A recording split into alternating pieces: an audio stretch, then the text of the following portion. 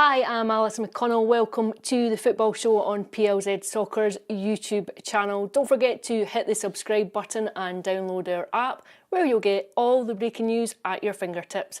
I'm joined by Alan Ruff and Tam McManus. Tam, you and I have both had our wee shot in this hot seat. Are you hosting on Monday, Ruffy? No, I passed that day. I think I did it 2 or 3 years ago, and it was a dramatic failure. So I've never to try it again. It's a little bad, is it? It's a lot harder sitting in that seat, I tell you that. I remember when with Peter we used to do the STV stuff. We had the producer, so it is quite confusing.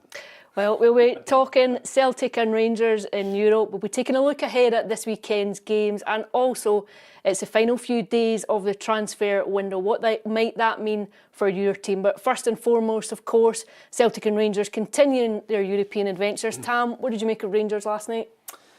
Great result. I thought the game could have went either way. I thought the USG had the opportunities, particularly in the first half.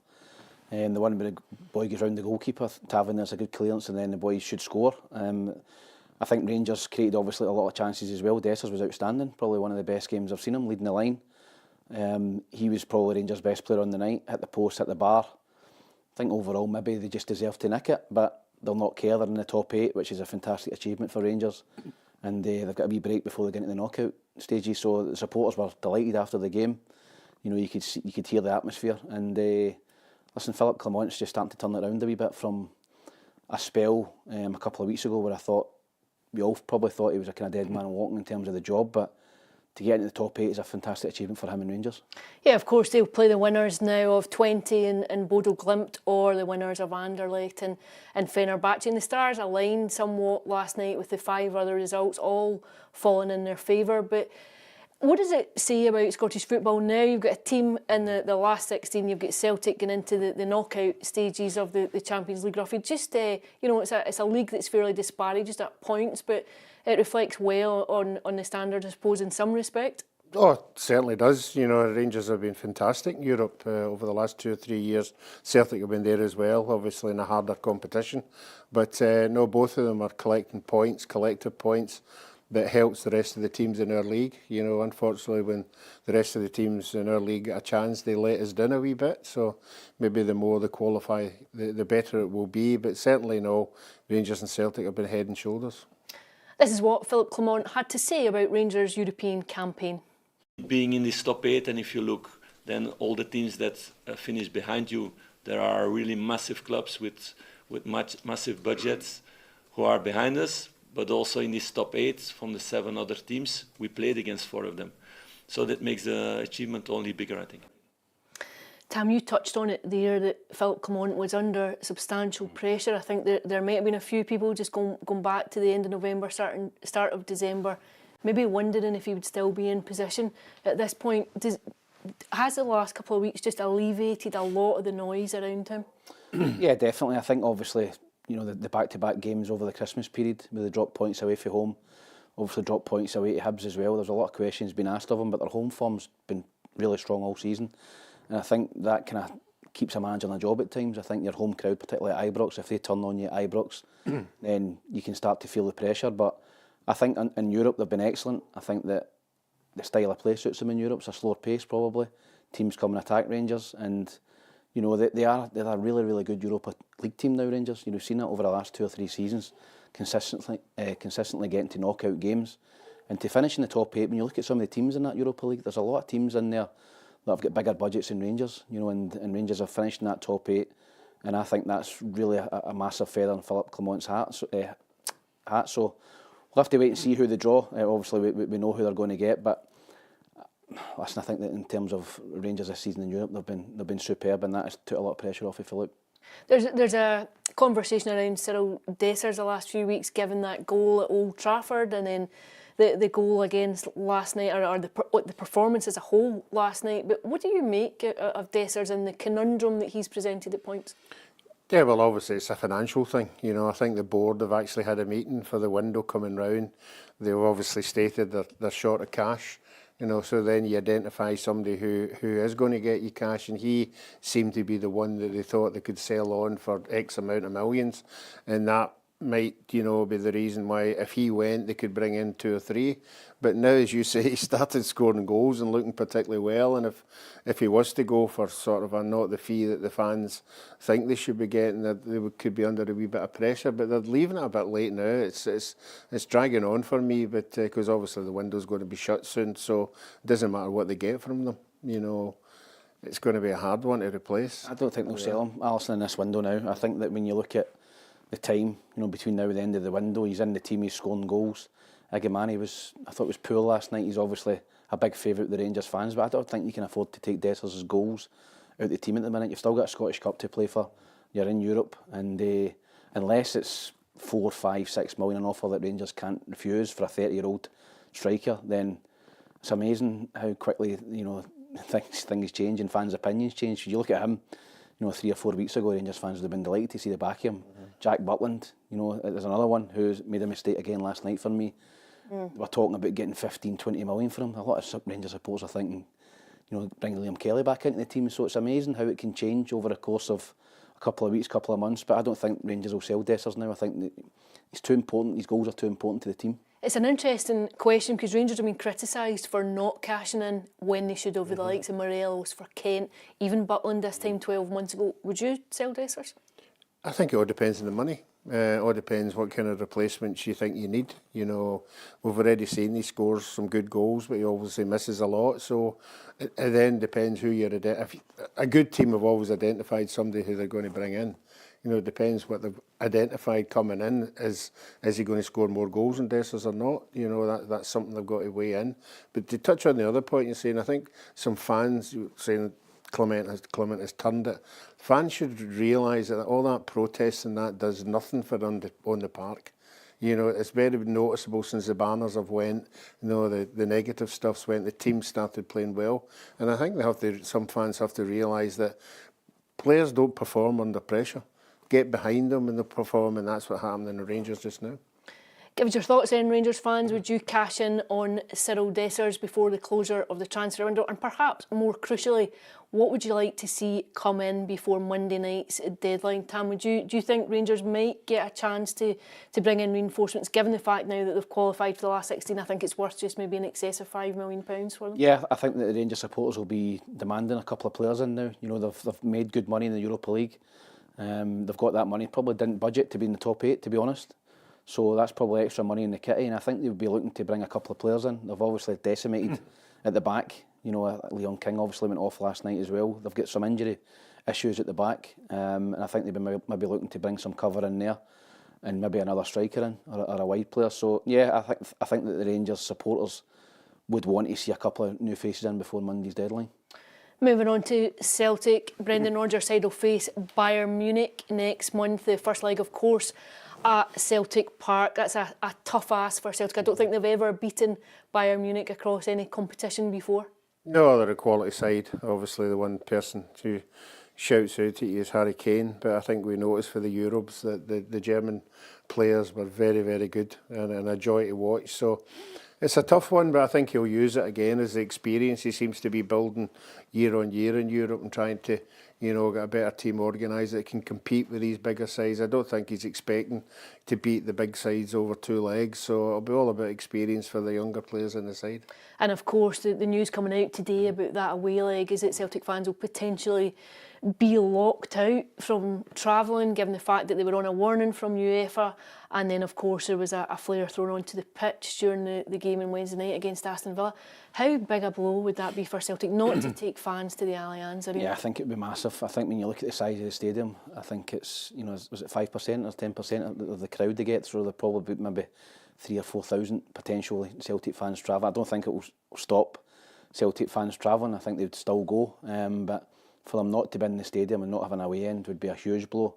But I think UEFA are well within their rights. We've spoken about it so many times, Alison, about, you know, a deterrent. You know, and it has to be banning away for supporters, and that will stop the idiots for throwing a flare on. There's one fan could ruin it for potentially 3,000 or 4,000 fans going to Munich. So I think, listen, it's not cut and dry that they're going to that will be the sanction. But yeah, it doesn't look good. It doesn't reflect well on Celtic and other clubs as well. So, but going back to the game, I think that Celtic will be delighted that they put a big name out. Celtic not going to win the Champions League, let's be honest. I think they'd rather a glamour tie over 2 legs. Bayern Munich overwhelming favourites, you never know, but over 2 legs I don't see Celtic beating them. But it's a great one for the fans at Parkhead and hopefully the ones that travel over to Munich. Ruffy, for you, the question of when the penny drops here for fans, is it frustrating that you've got a body of supporters penalised for the actions maybe of a minority? Yeah, I've said it all along. Punishing is the only way you would think that Fines are no good. Sensible would hit in, but as Tam's touched on it there, the people who are getting punished are the people who have nothing to do with it. They're stopping the large amount of fans who are not in that area that's causing all the problems, stopping them from going and supporting their team, you know. But if it's going to be a ban, you know, I know it's difficult to ban certain people. I don't know how, if you know the area that the trouble is, if you got ticket numbers and ticket names and that, if you could do it on a personal basis rather than spoiling it for all the other ones who have no touch of the trouble at all. It's a really difficult one, but you would think the banning thing would stop it. It's been a recurring headache for Celtic across various European campaigns. Here's what Brendan Rodgers had to say about it today. It's certainly not what you want to hear. Genuine Celtic supporters that are bonded with their club, it's the last thing they want to hear. People that have travelled for years and years, that is not what we would want. I'm only hoping and praying that this doesn't get taken away from those supporters that Celtic means everything for. So certainly the club will obviously make an appeal and hope to go and make their case, Tam, and take supporters with them. But just on the evidence from Wednesday night, a fairly spirited performance maybe against Aston Villa for the first 45 and then maybe just lost their way a bit in the second period. But just in the evidence of that game, what do you think Celtic might need to do before the window shuts on Monday night? Definitely left back. Obviously Kieran Tierney, as we know, will be at the end of the season. I think they need cover for Greg Taylor. You know, you see in the forward areas as well, definitely a striker needed. I think they brought on the young lad Cummings and the boy Dane Murray at the back, who unfortunately made a mistake. But I don't know if that was Brendan Rodgers sending a message out to the board. You usually see that when managers are wanting experience and wanting new players, they throw a few young players in as a kind of message to the board. But definitely a striker, definitely I think a left back, and bar that, you know, maybe a wide player. But yeah, they're a wee bit light. I think they obviously were missing 4 or 5 players at the weekend. Midweek against Villa, and it showed in the second half. You know, they competed for 45 minutes, but Aston Villa, I think, are obviously on a different level for Celtic. But Celtic went down, had a go. I think that's all you want as a Celtic supporter. Went down, had a go, and it was a great game of football. But they certainly need strengthened in the left back area and in the striking area for me. Although Adam Ider probably his best game for Celtic. There's always a kind of noticeable hole if Cameron Carter-Vickers doesn't play. He wasn't fit on Wednesday night. He's missed a couple of European games. Is that an area of the pitch that you think Celtic need to be looking at and strengthening? Yeah, I do. I think I would like them to buy an experienced international player from wherever, somebody who's been in a team who's played in Europe quite a lot, because I think the two that were in there, Scales and Tusker, they're no... I don't think they can grasp the European style of football away from home. I think one of them's obviously quite young.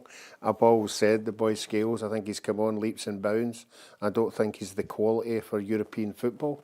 And it was obvious the other night. You're right, it was a spirited performance for 45 minutes, but if you really, really have a look at that second 45, that could have been another Borussia, you know, if they'd taken their chances. So you've got to look at these things as well.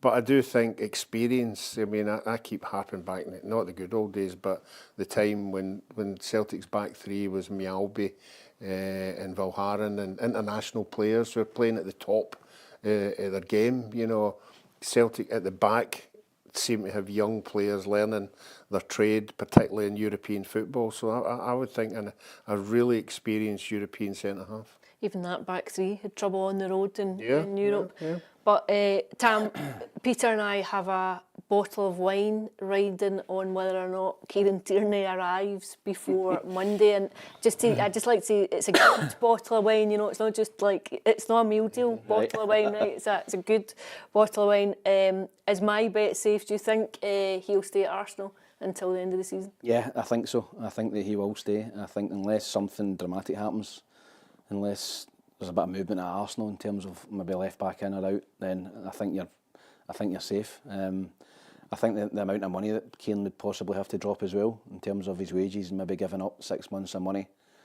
would be too big a gap as well. So no, I think you're safe. Listen, a lot of Celtic supporters desperate to get him in this window, obviously, but I think at the end of the season now looks big favourite. Might look though as though they'll maybe need to bring in some kind of left back because the fact that Alex some supporters would. Why is this not happening? You know, at the end of the season, they've got 2 full-backs at Arsenal. He's not going to be used. You know, I think a lot of Celtic supporters are wondering, why have we not pushed the boat out?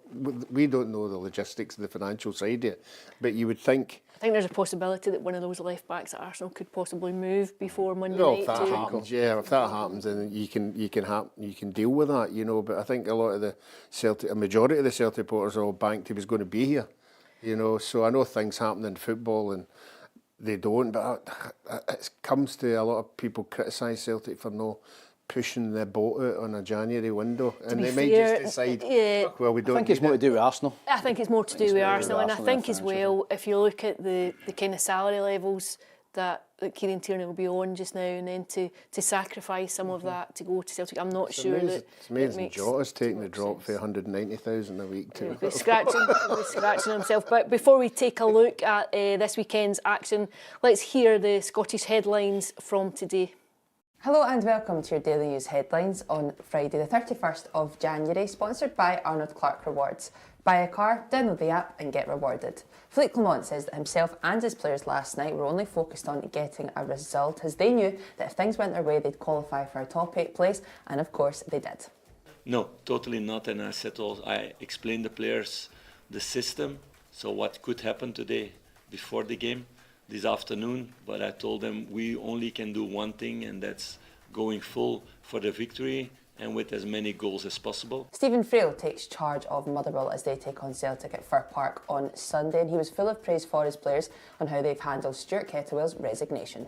No, they've been great. It's a really good bunch of players in terms of their honesty, their desire and to win a game of football. They were all right behind the manager, as everyone knows, but as I say, they were disappointed, but they need to get that out of their system and be ready for the game on Sunday. St Mirren assistant manager Brian Kerr wants the St Mirren players to build on last week's performance against Aberdeen as they take on St Johnstone this weekend at the Smiza Stadium.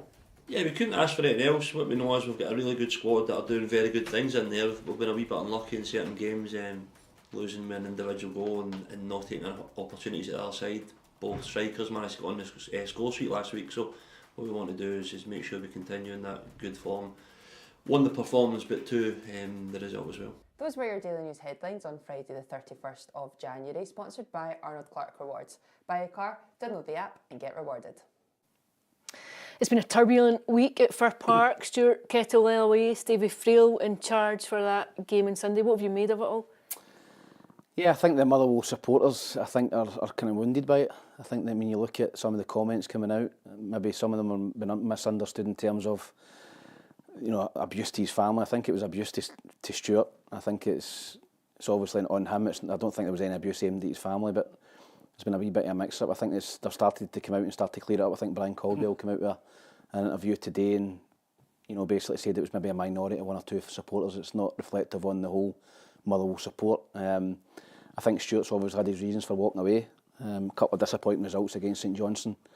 Nobody knows what's been said. Nobody's walking in his shoes, so it's his decision. But in terms of going forward, they're obviously got a short list of candidates looking through at the minute. Stevie Frail's very experienced. He'll come in and take the team, but they couldn't have asked for a more difficult one against Celtic. Obviously a free hit for Motherwell and for Stephen Frail, but I think they'll be looking to get a new manager in as quick as possible. A lot of names bandied about. I don't know who they're going to go for, but I don't see them going for someone that's in a job at the minute. I think that Motherwell is a club that's not, you know, cash rich at the minute, and I think that they would look for someone possibly who's out of a job at the minute who can come straight in. But you know, it's a difficult game for them, but they'll be looking to go out and put a performance in for the supporters, who they need to try and get that bond back between the players, the club and the supporters. But I think that's been fractured a wee bit with Stuart leaving. Ruffy, what do you think? Do you think Stuart Kettlewell might feel as though it was a bit too hasty to go, and does it impact him, do you think, going forward? No, I think you've actually, to be in that circumstance and feel what it's like, you know, and everybody's different, you know. Tom's right, it's a small segment of fans, you know, who turn on the manager when it gets vocal, and it's not nice vocal, you know, it's not like, why don't you leave sort of a thing, you know, it's very, very hurtful. And if you're that kind of person who's taking it home and your family's getting affected by it, and even any manager will tell you your family comes first. And it must have been really bad and hurting him bad, because we've had him on the show, you've seen him in the interviews, he just loves football. He just loves talking about football. He's 24 hours a day, you know, so it must have been really bad. Some of the stuff that must have been said must have been really, really bad. They're in a strong position still. Tam, who do you fancy would go for it? And when you look at the runners and riders, who do you think is a good fit for them? Well, the two names that jumped out immediately for me were Neil Lennon and Stevie Naismith. Both obviously out of job at the minute. Both get great experience, but particularly Neil's got great experience in the Premier League. Stephen had a great season with Hearts. Difficult start to this season that cost him his job. So they were the two for me that really jumped off the page in terms of coming in. There was other names, Billy Davis, I know he's been out of the game for a long time. He's obviously one that's been mentioned as well. So there's been a couple, I think there's one from down south as well, the ex-Preston manager. So I think the two for me that they should be zoning in for in terms of the job would be Neil Lennon and Stephen Naismith. One of those two, I think the supporters would be happy with either. One of your old pals, would Scott Brown be in the mix for it, or is it too early? Yeah, I think when you look at Scott, he's been well backed at United. I think there was rumours about St Johnstone, and I don't think he fancied that. I think, no disrespect to Motherwell, I think if Scott keeps going the way he's going, he maybe have eyes on a bigger job. I don't see him leaving, plus him and Stephen Whittaker just signed long-term deals, so I think that the compensation would be a barrier for Motherwell as well. I'm sure Motherwell would be interested in speaking to him, but I think Scott would be well advised to stay at United at the minute. Oh, even your other pal, which you haven't mentioned, Murray. Ian Murray's another one, aye. Ian's another one who done really well at Wraith Rovers, who's possibly getting a candidate for it as well. So there's a lot of players, managers, that are out of job at the minute that I think Motherwell would be interested in speaking to, and I think Ian Murray's another one. In terms of the game itself, yeah, they play a Celtic team who could have Jota back for the first time. Obviously, his fitness levels might not be quite up to what optimum levels, given the fact that he's been in and out of teams for the last 18 months. But what do you expect on Sunday, Ruffy, just in terms of Motherwell trying to contain Celtic? Yeah. We keep saying the only chance Motherwell would have to score first, you know, and put Celtic under a wee bit of pressure with obviously the European game. But I think Brendan, he seems to be coming back for Europe and playing as near as the best side as possible. I think he's learnt for his lessons of coming back for Europe and dropping half a team, you know, and then obviously struggling for the rest of the game. But no, I think you'll find Jota will be on the bench. I think they'll wait and see how the score goes, and if they get in a comfortable lead, then I think he'll introduce him. You mentioned Adam Ida earlier on in the goals down at Villa, but as a striker yourself, Tam, what does it do? You've been on a dry run, you get 2 goals on a fairly big stage. What does that do for you, just in terms of being able to take a breath and relax a bit? Maybe it's not building and turning over at the back of your mind going into games. I think it will give him an enormous confidence boost, I really do. I think that he's looked bogged down with that big price tag. £9 million he came in last season, a wee bit unknown quantity. From Norwich, done really, really well. Celtic, paid a lot of money for him, £9 million, a big outlay for a striker. He's been in and out of the team. He's had a run of games in recent times, and he's not looked the most confident in front of goal. He's finishing. He's been tending to take a touch or snatch at things. 2 great goals during the week there. That's going to give him so much confidence. He could, in a Champions League game, Aston Villa had not conceded a goal at home. For him to go down there on a big stage, and score 2 goals, he must have been absolutely bursting after that game. He'll be desperate for the next game to come, and his confidence will be high as a kite. So no, I think that could be the turning point for Adam at Celtic. Those 2 goals, the fans were getting on him as well a little bit, but you can just see, you can speak to Celtic supporters, read on social media, they think this could be the turning point for Adam, and he will look to kick on now and have a really strong second part of the season. I was going to ask Tam, obviously Tam know better than us, how difficult is it coming off the bench? No, I don't mean that. I just mean, how difficult is it if you're a striker and you're not playing. getting a run You're at not it, getting 90 you know. minutes, and then all of a sudden the manager says to you, right, Tam, you're on. Or you're maybe trying And then too you've got hard to impress. Exactly, and is that? See, I think that's been his problem. He's not been getting a game. You know, he's only been coming on 20 minutes, and any time he's come on, he's had chances. But I think a lot of the Celtic supporters are hoping with the run that he's going to get, they'll see the benefit of. It's interesting as a striker. too with Kyogo away that you know that the mantle of first choice striker falls with him. Of course, there's an option he could Brendan Rodgers could possibly play Dies and Maeda through the middle as well. But I think Adam Edel know right pretty much now you're the main striker. Does that help or hinder? No, I think that helps. I think when you are the main man, I think you take that on your shoulders. You get confidence from that. The manager's going to play you. I think if you're kind of playing second fiddle, which Adam Maeda has a lot this season. You feel as if you're maybe trying a wee bit too hard when you come on because you're thinking, I need to come on and do something. I need to make an impact in this game to potentially get myself in the team. But I think he's a big boy. I think he looks as if he needs games. He looks as if he needs games to stay sharp. Kyogo, for me, could be sitting on the bench for 6 weeks and come in and just slot in the team because he's slight, he's extremely fit. I don't think he would, need games, but I think Adam Maeda certainly needs a run of games. But yeah, it's difficult coming off the bench, but I think that Adam Maeda now, depending on Celtic getting another striker in, which I think they will before the window closes, I think he realises now that he's the main man, number 9, and that should give him confidence. He's not looking over his shoulder. Prediction for Sunday? I think Motherwell will put a performance in. I think they've been hurt and wounded, but I think Celtic will win. I don't think it will be a 3 or 4 nothing. I'll go for 2-1 narrowly to Celtic. I'm going to go Celtic to win 2-1, but I'm going to be interested if Celtic have to change their style of play with a new striker, a different striker. He's not going to be sharp as Kyogo. He's not going to be on that shoulder. It's going to be interesting to see. Look to put a different type of cross into the box, not flashed low, maybe higher cross. Yeah, midfielders getting nearer him. So it's going to be interesting. But I still think Celtic will win the game. Yeah, I think 2-1-2. Did you say 2-1? 2-0. 2-1 Celtic. 2-1. Okay, Rangers 2 are also on Sunday. They play Ross County at Ibrox. They've been very comfortable at home. Tam maybe struggled on the road at points this season, but at Ibrox they've been fairly solid. Do you expect there will be any heavy legs just from Thursday night? No, I think that the Rangers players will take enormous confidence from the game last night. I think they'll be desperate for the next game. I think Ibrox, different if it was at Dingwall. We've seen the pitch last week against Hibs. It's really, really poor. Not conducive to good football. Ibrox, lovely pitch, a big pitch, and I think they'll win the game comfortably. As you said, Rangers have been excellent at home this season, even throughout their domestic campaign and in Europe. They've been really, really strong at home under Philippe Clement, and I don't see Ross County causing them any problems. They'll come and make it difficult for Rangers, but I think Rangers at the minute with the 2 strikers, I think they've looked a better side with the 2 strikers. I think last week Dundee United away, and then last night obviously Gamani playing a little bit off the left, but I think they look better with the 2 strikers, and Dessers the last 2 games has been excellent. A player in great form, and he'll be looking to add to his goal tally. Rafael Gaman, I think, was Player of the Month for January, only 22. Still looks as though he could maybe go up another level. What have you made of him? I think what we've saw has been good. I think he's not a problem, but he's got to show the consistency. He's got to show it all the time. He's not going to just show it a month or 2. Or if he keeps playing the way he's playing just now and he can contain that to the end of the season, I think obviously Rangers will want to watch. They've identified it first time. They've got a player that maybe could sell on if he keeps that consistency up. But I think Rangers are on a run now. I think if the manager was thinking about leaving a couple out, I think you'd be saying to him, no, I want to play. I want to stay in the team. I don't want to go out because there's so many big games coming up now.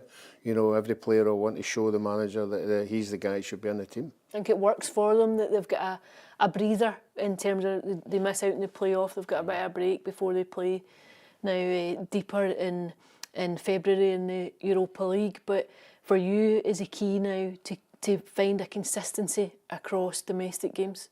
Yeah, domestically has been the issue for Philippe Clement. It's not been in Europe, it's been domestically. They've dropped far too many points, particularly on the road. They need to go and start winning home and away. The home games have been fine, they've taken care of them. But away from home, they need to go and show consistency.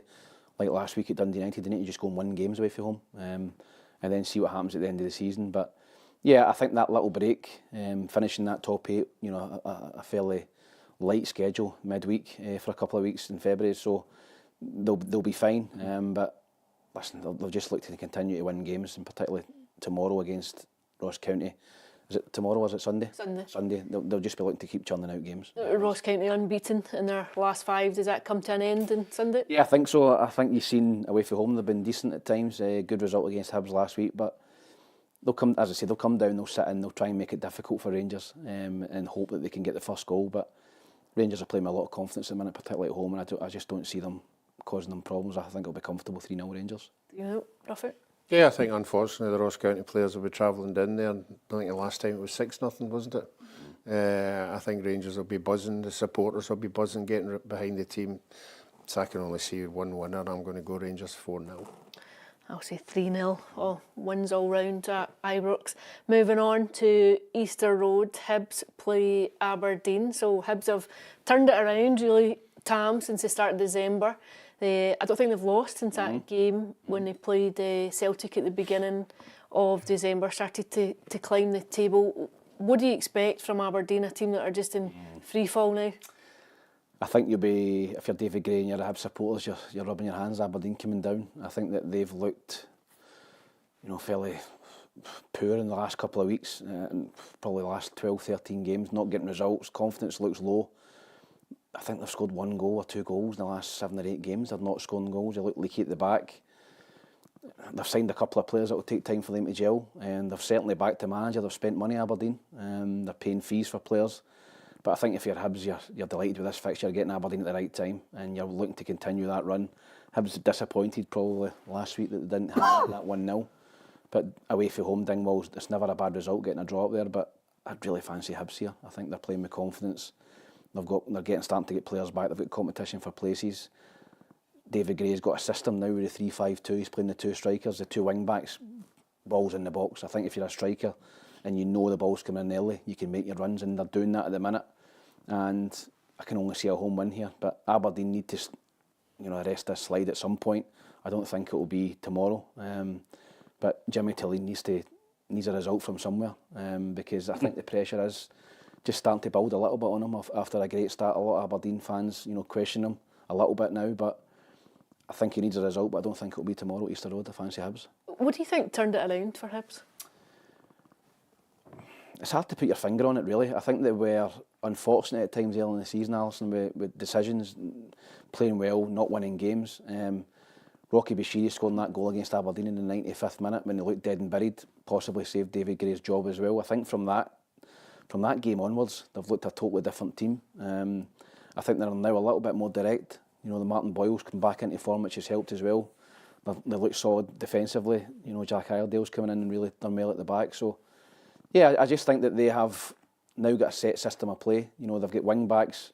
The 2 Cadden brothers have been excellent. Get the ball at the feet, whip it in the box. They're making teams defend, and yeah, they look harder and solid to beat, more harder to beat. So I think that in terms of what they're doing differently, I think David Gray will probably tell you they've not done a lot more, doing anything differently, but they're starting to get results. They've got confidence. The fans are back behind the team. They've always been behind David Gray for me, even when times were tough, and now they're getting results. So they're just needing to keep this run going, Alison. They're harder to beat. They're scoring goals, and they go 2 points behind Aberdeen with a win, which no one would have seen 2 or 3 months ago. At one point it was double 20. At one point it was, before that Bashiri goal, I think it was 26 points was the gap, and now it could be 2 on Saturday, so it just shows you the differences between both clubs. Well, Aberdeen have been in free fall. They have not turned it around in the way that David Gray said has. Here's what Jimmy Tilleen has had to say.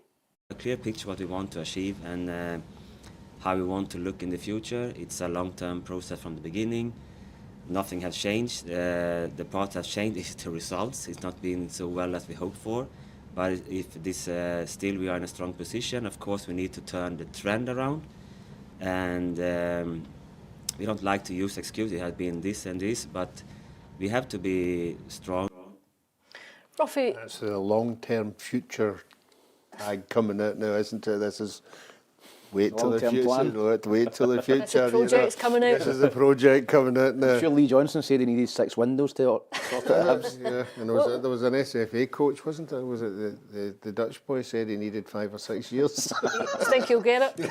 I think he will get it. I mean, I can't put up any defence for Aberdeen at all in the games that they were playing. The only thing I can put up is got to change sometime. You know, there's no evidence that it's going to change, but it is going to change against somebody. I'm not saying it's going to be against Hibs, because at home Hibs have been a lot better than what they had been. When you're in a run like that, and you'll both have experienced it at different stages of your career, but what does it take to get out of it? Can it be just one result? Obviously Aberdeen, I think a few people might have thought the Elgin Cup win might have given them that spark and just kick-started them again. It's not transpired. No, and I always used to say to the other 10 players, you just need to get your act together.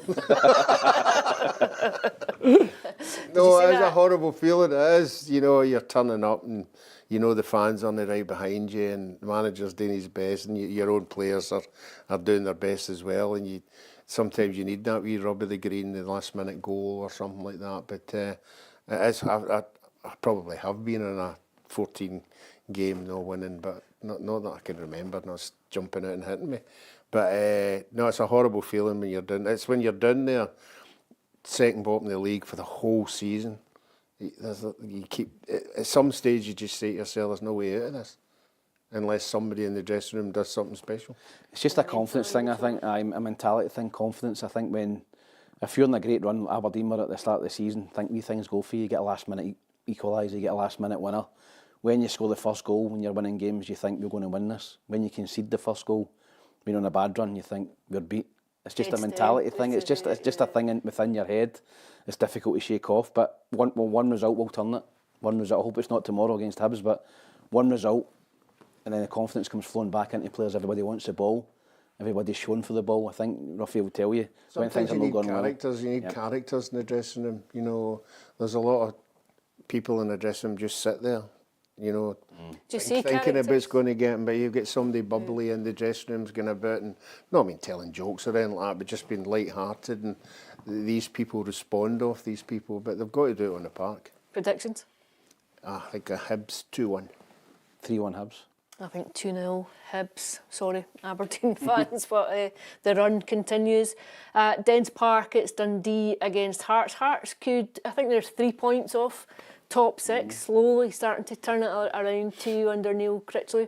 What are you expecting from this? I think they're both level on points. What do you anticipate? I'm anticipating goals, to be honest, Alison. I think that when you look at Dundee particularly, I think they've got goals in them. They're very attack-minded. They've got a lot of energy in their team, a lot of younger players, you know, and consistency can be an issue with younger players, but you've seen them against Celtic and Rangers, you know, really, really strong performances. Great result in the Cup, beating Dundee United. So they will get into this game full of confidence. You know, Simon Murray's always a handful, but Hearts have kind of under the radar a little bit under Neil Critchley. I think that when he first came in, there were, you know, a lot of question marks about him. Was he the right man for the job? But slowly but surely, great result last week. Lawrence Shankland dropping out of the team seems to have revitalised them. Nothing against Lawrence, but they seem to have been really reliant on him for goals. I think they've got other players now in the team that can come in and contribute. So it's hard to put a finger on an actual result here, but I think there'll be goals, so I'm going to go for 2 each.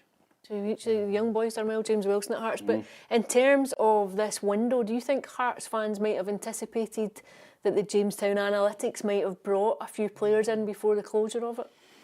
Yeah, I think every fan hopes that their team brings in a couple of players. There's always something to talk about in the terracing or in the pub. I think you're right. You know, I think if they're going to be working hand in hand, you know, that would be an idea. But I think they have brought a couple in, you know, but I just think Dundee for me is now a place, if I was playing, I know if I go there I'm going to get a hard game, you know, but for me, I think Hearts are doing well, but for me, Craig Gordon's still making the saves that are getting them points. You know, he's still making terrific saves at a particular time of the game, so they're relying quite a lot on him, so I'm going to stick my neck out and go for Dundee to win this one 2-1. 2-1. We've had Tony Docherty in the studio here, and he thinks this is a team that are capable of doing something special. He's got the nucleus of a strong team. Do you think they're capable of top six this season? Yeah, I think, listen, Alison, it's so tight in that area. I think if you look from third all the way down to 11th, I think obviously there's a gap to St Johnstone, but I think it's maybe 10 or 11 points from third to 11th. So listen, 2 or 3 wins in a row catapults you up the league and gets you in the mix for the top 6. So Dundee, yes, definitely in the mix for top 6. Hearts obviously as well. Hibs, you know, St Mirren are in there just now. So Dundee United have had a good season. You know, Aberdeen. So you need to keep winning games. But this will be a tough one. I said it's a difficult one for me to call. But I think there'll be goals in the game. I think that James Wilson, you're right, has provided a little bit more energy in the final third. You know, a totally different player, obviously, from Lorne Shankland, and I think Hearts have fed off his energy. So I'll go for 2 each. I'll go for 2 each as well. And St Mirren are a club who know all about what it takes to get to top 6. Cara Henderson was out in Paisley this morning as she spoke to number 2 Brian Kerr. St Mirren are back at the Smiza Stadium this weekend as they take on St Johnstone in the Scottish Premiership, and both teams come into the game feeling very positive following victories at the weekend, and assistant manager Brian Kerr here at St Mirren wants his team to capitalise on the performance and build and see what can happen. It's never easy, is it? What we've got to do is make sure that we capitalise on it, because it's a massive 3 points, but then we've got to make sure this weekend, you know, we continue that run. There's no point in winning one and then the following week losing again, because the league's so tight that doesn't help. So it's important that we try and pick up a little bit of run of results and not just the, you know, the isolated one. As we head into the final few days of the transfer window, Stephen Robinson last week hinted that the club were looking to tap into the loan market. There was no solid news today, but Brian Kerr again stressed that they're looking for the right player rather than lots of players. We're certainly working hard on it. What we do know is we've got a very good squad here, we've got good numbers here.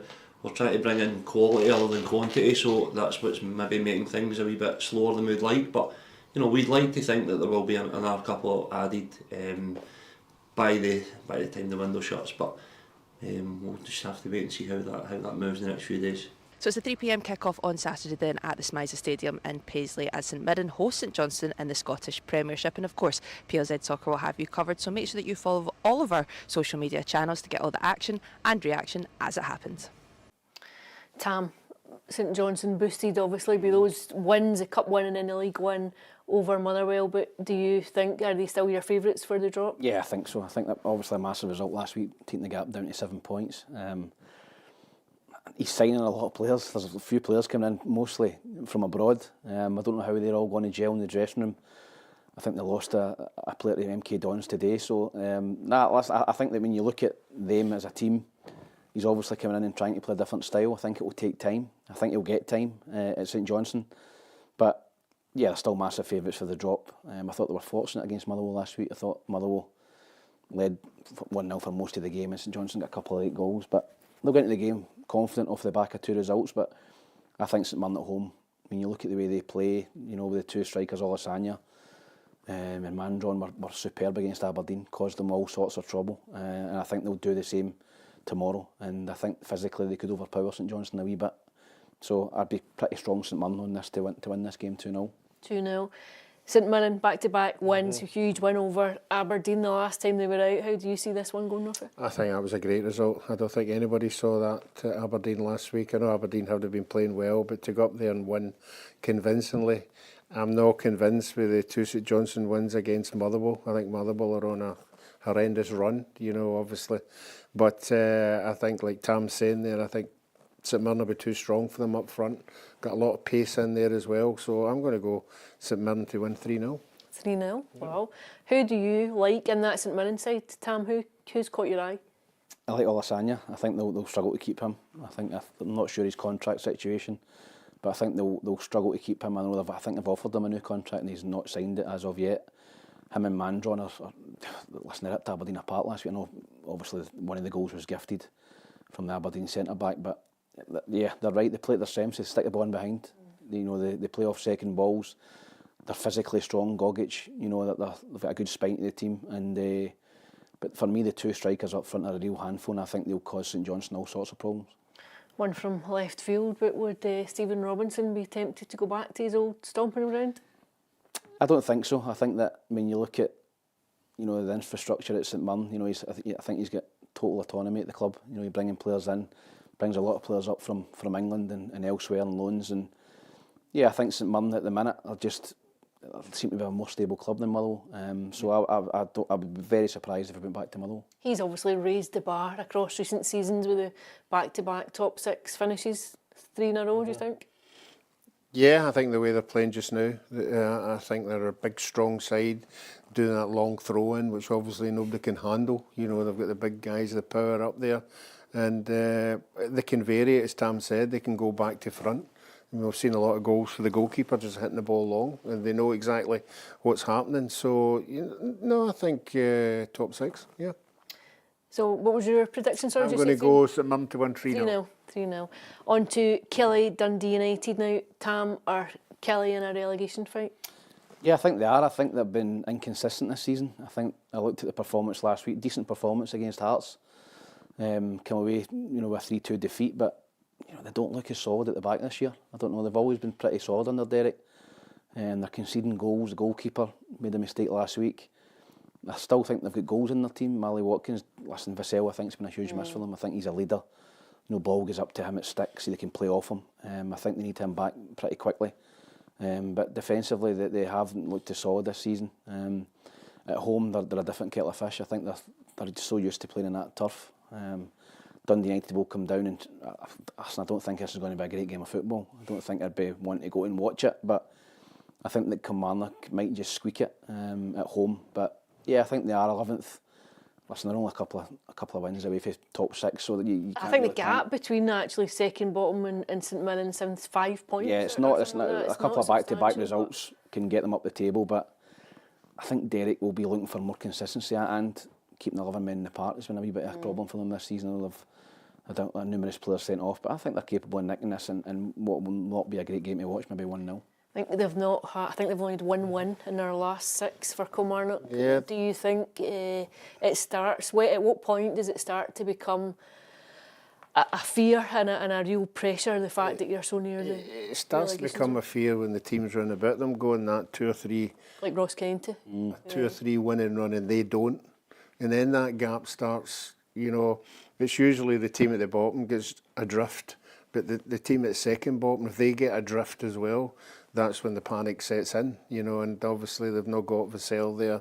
As Tam said, the boy Finley's not at the back, the goalkeeper's injured, their main goalkeeper's injured, so they're going through a wee bit of an injury crisis just now, but it's all about winning games, and particularly the home games. You would think with the AstroTurf that they would do that, but I've been quite impressed with Dundee United organisation away from home, so I'm going to go for Dundee United to go there and get a draw. Dundee United obviously going in off the back of that defeat to Rangers. Do you think they'll pick it up, or do you say you fancied Kilmarnock to nick it? Yeah, I fancy Kilmarnock to maybe nick it, but I have been impressed with Dundee United. I thought they were unlucky against Dundee in the Scottish Cup.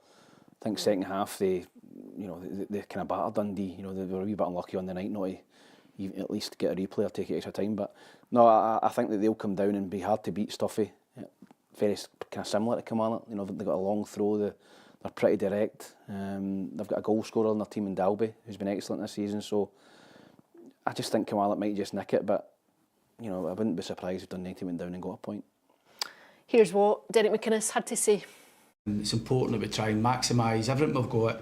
Home support, that means the home support right behind the team, and I really urge that if we can be that on Saturday, make Rugby Park one of those nights that it's pretty special, that the fans feed off the team feed off the fans, and we do all we can as a club at the minute just to try and get games of football winning. So, predictions? Yeah, I'm going to go for Kilmarnock, maybe just to nick it 1-0. 1 each. 1 each? Okay, I think I am going to go for 2 each at Rugby Park tomorrow, I say. So that's all we've got time for. Thank you for watching. Don't forget to hit the subscribe button and download our app, where you'll get all the breaking news, and of course you can keep up with all the weekend action across our social media channels.